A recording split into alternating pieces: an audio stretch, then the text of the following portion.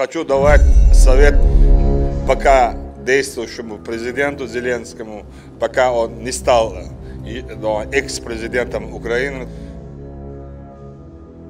Di hari keempat penyerangan Rusia ke Ukraina, ada banyak hal yang harus diatur ulang. Di atas kertas, dalam 48 jam jalan lurus, maka kendaraan bisa sampai Kiev, pusat pemerintahan Ukraina, dari berbagai penjuru kalau tentara Rusia dengan serangan kilat atau blitzkrieg ala Nazi dilakukan. Namun sampai saat ini sudah hampir 2 minggu, Kiev belum juga jatuh, bahkan sulit bisa didekati oleh tentara Rusia. 60 km antrian panjang mesin perang artileri milik Rusia nyangkut, stuck, tidak bisa maju. Maka kembali ke hari keempat, ternyata banyak warga sipil yang terjebak di antara perang karena Ukraina menerapkan perang kota, salah satunya menggunakan sniper, main petak umpet.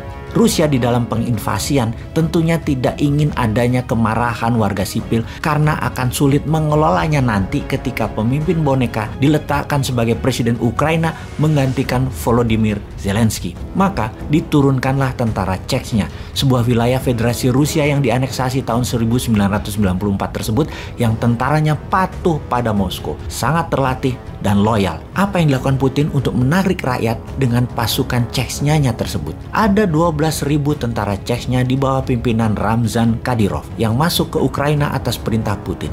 Apa perintahnya? Melindungi warga sipil Ukraina yang terjepit di antara tembak-menembak tentara Ukraina dan tentara Rusia. Tentara Chechnya ini membantu pengungsi dan rakyat pindah ke tempat yang lebih aman. Dan benar, ketika evakuasi dilakukan, kedua belah pihak tidak menembaki tentara Chechnya karena melindungi rakyat Ukraina di pengungsian ke tempat yang aman. Sebuah strategi pintar dari Putin. Masuknya pasukan Muslim Chechnya ini semacam peacekeepingnya Rusia. Tentara ini elit, killing mesin dalam perang seperti tentara Gurkhanya Inggris asal Nepal. Kelebihan pasukan Chechnya, mereka bisa main dua kaki seperti seorang samurai. Seorang samurai bisa menyabet katananya dan membunuh lawannya tanpa belas kasih. Namun, seorang samurai ketika katananya berada di dalam sarung, samurai adalah orang yang santun, diam, penuh rasa seni, dengan ritual minum teh misalnya yang sangat penuh tata krama. Itu adalah perbedaannya antara seorang samurai yang pedangnya di dalam dan pedangnya dicabut. Pasukan Chechnya mirip. Ketika senjata tidak di genggaman mereka, hanya nyandar di pundak, maka sebagai pelayan rakyat mereka sangat santun, ramah, dan melayani. Selain melayani rakyat Ukraina, posisi mereka menjaga gedung-gedung amunisi Ukraina yang dikuasai Rusia sebagai base camp. Namun tetap tugas utamanya melindungi sivilian. Lalu, kita semua tahu bahwa misionaris tentara swasta sebanyak 16.000 orang lebih sudah masuk ke Ukraina, membantu 500.000 tentara dan polisi Ukraina, ditambah warga sipil yang dipersenjatai armor perang lebih dari 100.000 orang. Tentara Rusia masuk dengan 200.000 tentara. Sementara 30%-nya mengurusi logistik. Secara jumlah sungguhnya mereka outnumber atau kalah jumlah dengan tentara Ukraina dan pejuang Ukraina. Dan ini terlihat strategi Rusia mulai melakukan.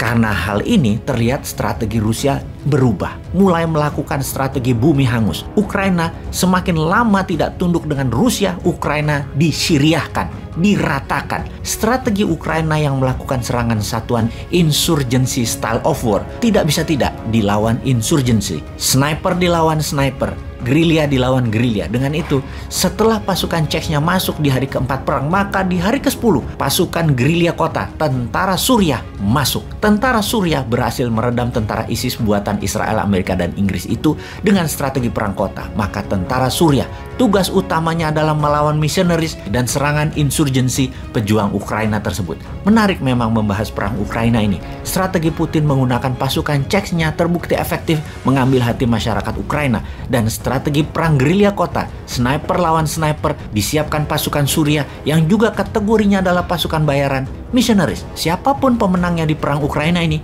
saat ini belum bisa terlihat. Yang pasti perang ini akan panjang. Yang pasti kalau panjang, sanksi ekonomi terhadap Rusia akan berdampak. Sebagaimana kita ketahui, dunia sudah kecanduan fosil oil atau minyak bumi. 3 besar produsen dan pemilik cadangan minyak bumi terbesar adalah Amerika, Rusia, dan Arab Saudi. 60% Eropa Barat bergantung pada Rusia. Dan ketika Rusia mengurangi produksi untuk menyuplai Eropa Barat, siap-siap chaos dunia Barat. Perang dunia ketiga kah akhirnya?